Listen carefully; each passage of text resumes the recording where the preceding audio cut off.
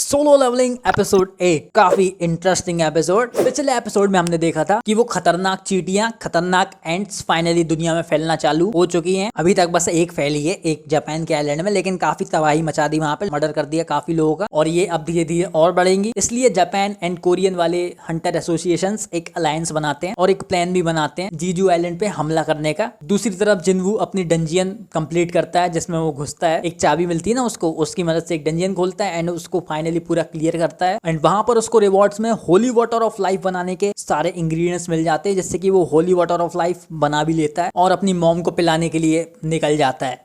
अब आगे यहाँ हम पहले बेक योनहू को देखते हैं, जो कि एक रिटायर्ड हो चुके एस रैंक हंटर से बातें कर रहा होता है और उसके साथ पी रहा होता है। बेसिकली बेक योनहू उसको मना रहा होता है कि जीजू आइलैंड में हम रेड करने वाले हैं, आ जाओ अपन साथ में हमला करेंगे, क्योंकि कोरिया के पास उतने ज्यादा बंदे नहीं है एस रैंक वाले, इसलिए वो उसको मनाने आता है, पर वो भाई साहब मना कर देता है। वैसे उस सामने वाले बंदे का नाम है मिन ब्योंगू। वो कहता है कि मैं हंटर अब नहीं बन रहा, मैं बनूंगा एक टीचर और सेवा करूंगा लोगों की। उसके पास जिन हू के पापा का भी फोन आता है कि उसकी गिल्ड में क्या वो आएगा, तो उनको भी वो मना कर देता है, कहता है कि नहीं, भाई को मतलब लड़ना ही नहीं है, भाई सही में गू है। नाउ अब फाइनली जिनवू हॉस्पिटल पहुंचता है अपनी मॉम के पास होली वाटर ऑफ लाइफ लेके। एंड अब उसको भी कंफर्म नहीं है कि holy water of life mom को ठीक कर भी देगा या फिर नहीं करेगा, पर भरोसा करके वो पिला देता है होली वाटर। एंड पिलाने के बाद थोड़ा सा वेट करता है। उतने में उसको अपनी मॉम के गले पे लगा हुआ एक स्कार दिखता है, जो कि उसी ने दिया था मॉम को बचपन में। एक्चुअली क्या हुआ था, जब जिनवू छोटा था तो अपनी मॉम के बाल धोना चाह रहा था, इसलिए बाल धोने के लिए वो गर्म पानी लेके आता है, लेकिन बहुत ज्यादा ही गर्म पानी लेके आ जाता है, जिससे उनकी मॉम की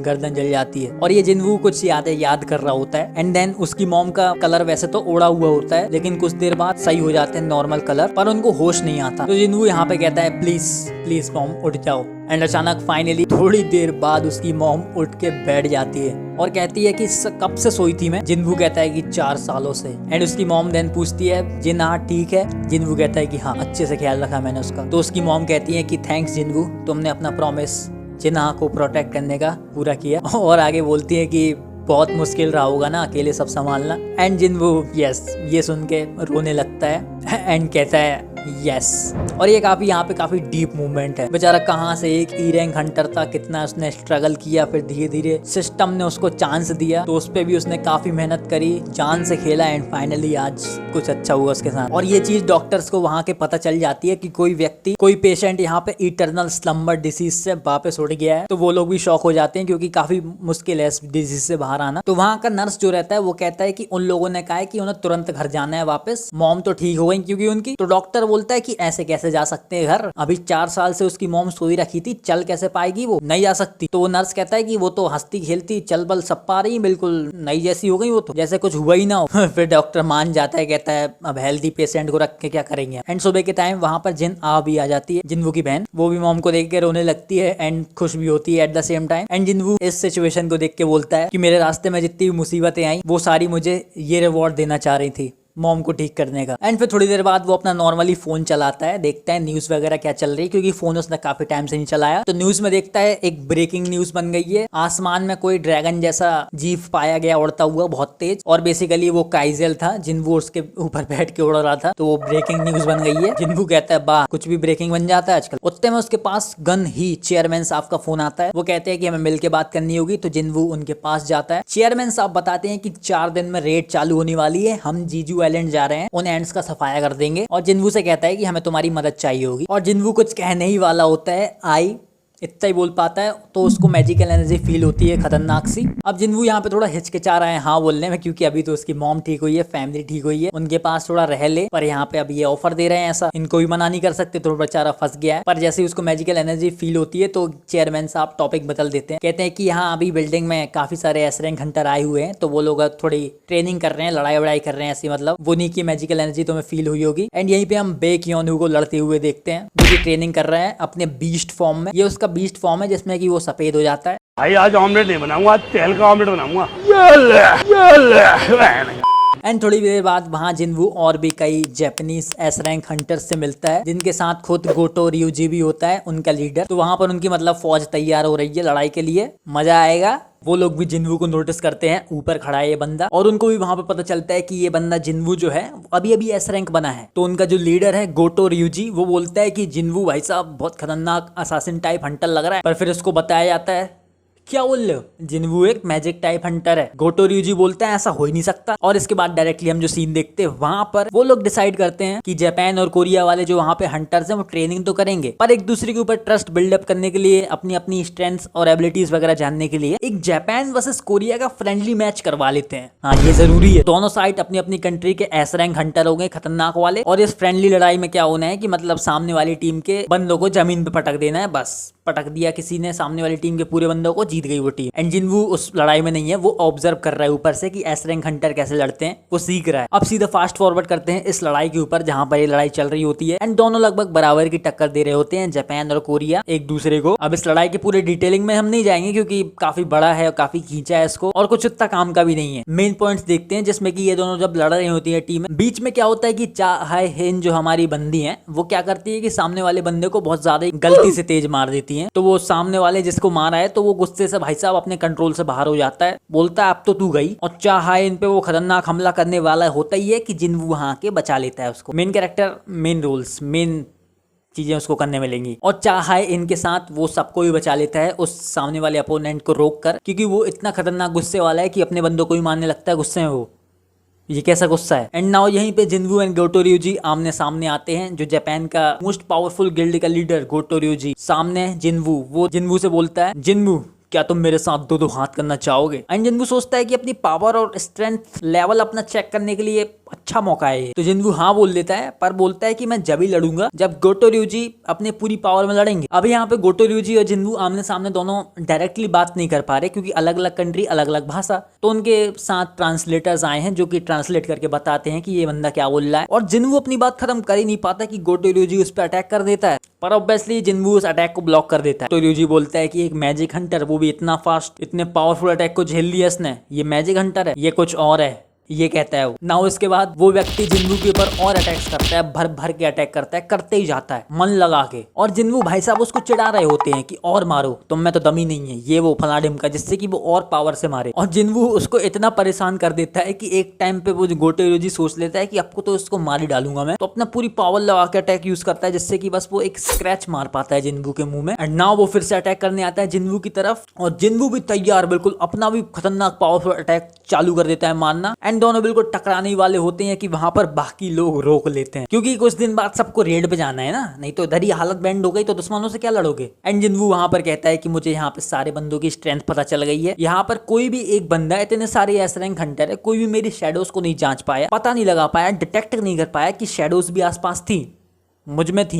एंड अब यहाँ पे हमें बताया जाता है कि कोरिया से कौन से 6 एस रैंक हंटर जा रहे हैं, जिनमें से सबसे पहले है चोई जोंग इन, मा डोंग ओक, बे क्योन हु, चा हाई इन, इम ताई ह्यू, मिन ब्योंगू। मिन ब्योंगू को तुम देख चुके हो, रिटायर्ड हो चुका है, लेकिन फिर भी आया है वो इस रेड में शामिल होने के लिए। पर जैसा कि देख चुके हो तुम, जिन्वू इस रेड में नहीं है, तो उसका मतलब जिन्वू उन एंड से लड़ने नहीं जाएगा। तो इसका मतलब हो सकता है उसने मना कर दिया और डायरेक्टली कि मैं अपनी मॉम के पास रहूंगा, अभी अभी आई है वो, मैं उनके साथ टाइम बिताना चाहता हूँ, ये वो। और इसके बाद हम तुरंत देखते हैं उन एंड्स का सीन। एंड उन कई सारी एंड्स में ऐसा एक एंड बोल रही होती है कि इस आइलैंड को हमें छोड़ना होगा, यहाँ खाना खत्म हो गया है, ज्यादा स्ट्रांग होने के लिए हमें और खाना चाहिए होगा, और पावरफुल सोल्जर चाहिए होंगे, तभी हम उन इंसानों का कुछ कर पाएंगे और उन्हें डरा पाएंगे। और वहीं पर फिर हम और पावरफुल एंड्स का जन्म होता हुआ देखते हैं। मतलब बेसिकली यहाँ पर म्यूटेशन हो रहा है, इवॉल्व हो रही है वो। नाउ अब जिन्वू, जिन्हा एंड उनकी मॉम अपने रियल वाले घर पहुंचते हैं। पर जैसे कि जिन्वू बाहर था, जिन्हा घर में अकेली थी उसकी बहन, तो उसने पूरा घर मचा के रखा है, मतलब पूरे में गंदगी फैली हुई है। तो मॉम कहती है कि चलो मिलके साफ करते हैं। साफ सफाई करते करते मॉम जिन्वू से बोलती है कि डैड के बारे में कुछ पता चला? तो जिन्वू कहता है नहीं। एंड यहीं पे एक्सप्लेन किया जाता है कि ये लोग इतना पैसा होने के बाद भी पुराने वाले घर में क्यों रह रहे हैं, क्योंकि जिन्वू के पास तो खूब पैसा है, नया घर ले सकता है, लेकिन क्यों यहाँ रह रहे हैं? वो इसलिए कि डैड यहाँ पे जैसे कि गायब हुए हैं, अगर बाई चांस वो वापस आते हैं तो इसी घर में तो आएंगे, अगर इसको छोड़ दिया तो कहाँ मिल पाएंगे हमको। दैट्स व्हाई वो यहीं रह रहे हैं और उनका वेट हो रहा है। एंड दूसरी तरफ हम देखते हैं हंटर्स वाले कुछ बंदे न्यूज चैनल वालों को एंड आम लोगों को उन एंड्स के बारे में बता रहे हैं, मतलब एक तरीके से वार्न कर रहे हैं कि एंड्स का खतरा आ सकता है हमारे देश में भी, काफी तेजी से इवॉल्व हो रही है। पहले 4 पैरों पर चलती थी, थी अब इवॉल्व होकर 2 पैरों पे चलने लगी हैं, उड़ने तो लगी है ही। तो यही वो बताते हैं, आम जनता को भी बता देते हैं कि हम रेड कर रहे हैं जीजू आइलैंड पे, जिसमें कि एस रैंक हंटर होंगे, मतलब पूरा प्लान वो आम लोगों को भी आउट कर देते हैं। नाउ अब जिनवू के पास जिनहू का कॉल आता है, जिसमें जिनहू बोलता है कि मुझे अपनी गिल्ड के लिए जगह मिल गई है। एंड जिनवू जब उस जगह पे पहुंचता है तो देखता है कि भाई जगह तो काफी बड़ी है, पर कहता है कि ठीक है जगह तो ठीक है, लेकिन अपनी गिल्ड चालू करने के लिए हमें 3 मेंबर चाहिए कम से कम। एक मैं हूँ, एक तुम हूँ, ये तो 2 हुए, तीसरा कहाँ से लाएंगे? तो वही जिनहू कहता है कि एक व्यक्ति है जो जिससे मैं तुम्हें मिलाना चाहता हूँ, वो इंग्लिश बोलता है एंड उसके बारे में और बताने वाला होता है कि जिनवू को यहाँ पे सेंस होता है कि उसके घर के पास वाली लोकेशन पे कहीं कोई खतरे में है। तो जिनवू तुरंत अपनी टेलीपोर्ट करने वाली एबिलिटी का यूज करके शैडो से वहां पे जगह बदल लेता है और वहीं पहुंच जाता है। एंड वहां पहुंचने के बाद उसको पता चलता है कि एक बदमाश बंदा एक लेडी को परेशान कर रहा है रात में। तो जिनवू ऑब्वियसली तुरंत उनको बचा लेता है और बदमाश गुंडे भाई साहब को अच्छा चमका देता है कि अब नहीं निकल जाना बेटा तुम रात में बाहर, मतलब धमकी देता है। पर तभी एक और की शैडो, जो कि जिनवू की शैडो आर्मी का ही हिस्सा है, वो जिनवू से कहती है कि तुम इस बदमाश व्यक्ति को मार दो, नहीं तो ये रात में बाहर निकलेगा और ऐसी परेशान करेगा। तो वो कह रही होती है कि इसको निपटाओ, पर जिनवू ऐसा नहीं करता, वो वहां से चला जाता है और थोड़ा बहुत सोचता है कि शैडोज मुझे ऑर्डर देने लगी है थोड़ा थोड़ा, ये क्या हो रहा है, तो इसलिए ये कुछ मैटर हो सकता है। पर जिनवू उस पर उतना ध्यान नहीं देता। और इसी के अगले दिन होती है जीजू आइलैंड की रेड चालू। वो दिन आ चुका है फाइनली। एंड वहां पर हंटर्स हेलीकॉप्टर में बैठ के जा रहे होते हैं अपने मिशन की तरफ, और हेलीकॉप्टर में हंटर्स के साथ वहां पर नॉर्मल शिप्स भी जा रही होती हैं, जिनमें नॉर्मल नाइट्स वगैरह और थोड़े जो लड़ सकते हैं लाइक सैनिक वैनिक वगैरह भी इंक्लूड है। पूरा फुल फ्लैश्ड अटैक कर रहे हैं ये। और अपने मेनलैंड कोरिया में यहाँ पे सारे हंटर गिल्ड से बोल दिया गया है कि आप लोग एक्टिव हो जाइए और गार्ड करिए अपनी कंट्री को, क्योंकि ऐसा भी हो सकता है कि एंड्स को हम उनके घर मारने जा रहे हैं तो वो वहां से भाग के इधर आ जाए, उल्टा पड़ जाएगा ना। इसलिए अच्छा दिमाग लगाया किसने लगाया। और हंटर्स के साथ उनके साथ रिपोर्टर्स भी जा रहे होते हैं उस जीजू आइलैंड में, क्योंकि उनको इस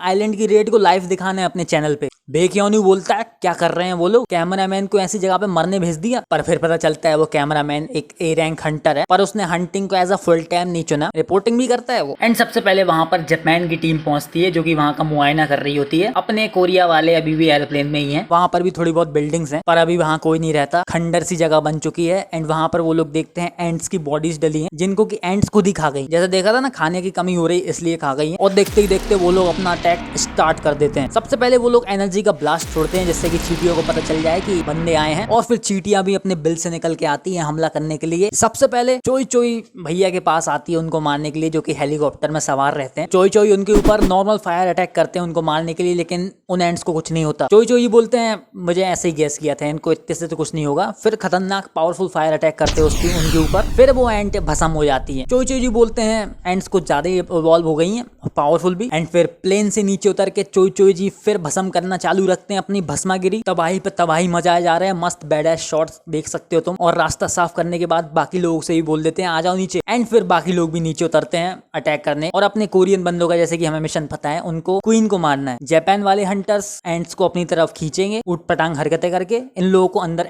क्वीन को मारने जाना है। तो वहीं जा रहे हैं ये लोग। और अपनी हंटर्स वाली टीम्स में सही फिर क्या करता है एक बंदा वहां पर, वो कुछ रेडियो वेव्स ऐसी भेजता है जिससे कि नॉर्मल एंड्स अपनी क्वीन से कम्युनिकेट ना कर पाए। नहीं तो अगर दोनों के बीच कम्युनिकेशन हो गया तो वो एंड्स बता देगी कि हम पे हमला हो गया है, हमें मदद भेजो और भेजते जाओ, तो फिर मुश्किल हो सकती है। इसलिए उनका कनेक्शन तोड़ा पहले। और फिर हम देखते हैं अपनी जापानीज टीम भी काफी अच्छी तरीके से पेलम बाल मचाए हुए एंड्स को मारे जा रही है ना। वो हम देखते हैं एंड्स के बिल के अंदर अपनी कोरियन एस रैंक हंटर वाली टीम घुस जाती है। अब वहां पे जैसे कई सारे होल्स होते हैं, एंड्स ऐसे ही रहते हैं, कई सारे होल्स बना लेती है। पर उनमें से सही रास्ता कौन सा है जो क्वीन के पास ले जाए या फिर कोई मंजिल में तो ले जाए, ये रास्ता पता लगाने के लिए अपने चोई चोई जी काफी मदद करते हैं। वो कई सारे फायर वॉल्स को फायर करता है। अगर फायर वॉल टकराने का साउंड आया मतलब उस वहां जाने का कोई मतलब नहीं है, बंद है वो रास्ता। लेकिन अगर फायर वॉल अंदर ही रह गया, कुछ साउंड आउट नहीं आया, मतलब वहां जगह है, जा सकते हैं। तो ऐसे ही करके वो लोग पता लगा लेते हैं सही होल का, एंड वहीं वो लोग घुस जाते हैं। आगे हम अपने जिनवू का सीन देखते हैं, जो कि अपने नॉर्मल टास्क कंप्लीट कर रहा होता है। 10 किलोमीटर रन पुशअप वगैरह रोज करना है उसको, जहां वो कर रहा होता है अपनी एक्सरसाइज, वहां पर और बंदे नहीं होते। तो वो समझ जाता है जीजू आइलैंड की रेड चालू हो चुकी है, ब्रॉडकास्टिंग भी चालू हो गई, सब बैठ के देख रहे हैं। और कहता है कि जापान एंड कोरिया मिलकर अगर काम करेंगे, इतनी पावरफुल टीम तो है कि इस मिशन को वो सक्सेसफुली पास कर लेंगे। बस कुछ अनएक्सपेक्टेड नहीं होना चाहिए बस। और मतलब शायद हमें पता है कि कुछ तो होगा, ऐसे तो नहीं चलेगा। क्या होगा वही देखेंगे। और अंदर वो लोग उस होल के जाते जाते हैं तो उनको दिखती है भाई एंड्स के अंडे रखने की जगह, जिसको कि हैचरी बोलते हैं। वहां पर अंडे ही अंडे रखे हैं। इससे वो लोग समझ जाते हैं कि एंड्स की क्वीन जो है वो भी आसपास ही कहीं पे होंगी, ज्यादा दूर नहीं हो सकती। और जैसे कि हमने पहले अभी देखा था, इसके पहले एंड्स का सीन, वहां पर एक एंड सोल्जर का खतरनाक जन्म हो रहा था, काफी पावरफुल था वो वाला अंडा भी ये लोग देखते हैं जो क्रैक हो चुका है। अब उसका वो निकल के जा चुका है कहीं पे सोल्जर। इन लोगों को लगता है कि वो बॉडीगार्ड होगा क्वीन का, और जैसे कि वो बहुत पावरफुल तो दिख ही रहा था, तो मतलब इनको पेलने आ सकता है वो, या तो कहीं तो होगा। इसके बाद हम अपने जापानीज हंटर्स का सीन देखते हैं जहां पर वो एंड्स को मार रहे हैं। थोड़े बहुत जख्मी हो गए लेकिन उनके साथ हीलर है तो उनको फिक्स कर देगी, प्रॉब्लम नहीं है यहाँ पर। एंड उनके पास फिर और एंड्स आती हैं तो वो लोग फिर लड़ने के लिए तैयार हो जाते हैं। पर अचानक से तुरंत एक बंदे की गर्दन कट जाती है खच्च से पलक झपकते। इससे पहले कि बाकी लोग कुछ कर पाते उनकी भी सटासट गर्दनें कट जाती भाई। वहीं पे वो लोग खत्म, मतलब दिखता भी नहीं है कि कौन काट के चला गया। काफी दिल दहलाने वाला सीन है ये। एंड इसका मतलब साफ यही है कि वो हंटर्स की कहानी खत्म हो गई है, गर्दन कटने के बाद नहीं फिक्स हो सकता। तो मतलब इतने ज्यादा टाइम साथ नहीं रहे लेकिन अब जा चुके हैं वो लोग, और फिर भी फील हो रहा है उनके लिए। फिर हम देखते हैं अपनी हंटर्स की टीम को जो कि एंड्स के बिल में गई है क्वीन को मारने। वो लोग क्वीन के बॉडीगार्ड से मिलते हैं जो कि एंटी हैं, और वो काफी पावरफुल हैं, लगभग एस रैंक के बराबर के पावरफुल हैं। तो उनको भी खूब पेलते हैं ये लोग, पर अकेले नहीं मार सकते तो टीम वर्क की मदद से मारते हैं। हाई इन भी अच्छा हेल्प करती है, सट काटा पीटी चल रही होती है, तो इनको तो हमारी टीम ज्यादा मुश्किल नहीं होती लेकिन हरा देती है। और ये एंड्स जो थी लाल कलर की, ये 3rd जनरेशन एंड्स थी, मतलब इनका ज्यादा म्यूटेशन इवॉल्व नहीं हुई है ये लोग। अब इसके बाद 2nd जनरेशन और 1st जनरेशन एंड आएंगी जो कि काफी ज्यादा पावरफुल है और मॉडिफाइड अलग तरह रूप रंग दिखेगा। 2 पैर में चलेंगी, उड़ेंगी, फास्ट रहेंगी, ये सब होता जाएगा। और आगे के लिए तैयार करने के लिए अपनी टीम का एक बंदा मैजिक की मदद से सबको चार्ज कर देता है, उनकी एनर्जी वगैरह को बूस्ट कर देता है, जिससे कि काफी पावरफुल फील करते हैं सबके साथ। बेकेओन्यू बोलता है ऐसा लग रहा है अब तो मैं पूरी आर्मी खत्म कर दूंगा अकेले। एंड इसी के साथ उनके सामने एंड्स का मेला आ जाता है मारने के लिए। अब अपने जापान के जो लोग मारे गए हैं अपनी टीम के, उनको देखने के लिए और दूसरे जापान के बंदे आते हैं क्योंकि उनके कांटेक्ट नहीं हो पा रहा होता, वो देखने आते हैं कि ठीक है कि नहीं है। एंड जब वो लोग देखते हैं कि इनका क्या हाल हुआ है तो उनकी हालत खराब हो जाती है, दिल दहल जाता है उनका। जिस बंदे ने एनर्जी दी है वो बेयोंगू है, वही जो आना नहीं चाह रहा था लेकिन अब आ गया है। यही तो पावर है दारू की। बेकेओन्यू को पता था एक पैक पिलाओ भाई मान जाएगा। एंड नाउ अपनी टीम और थोड़ा अंदर जाती है तो उनको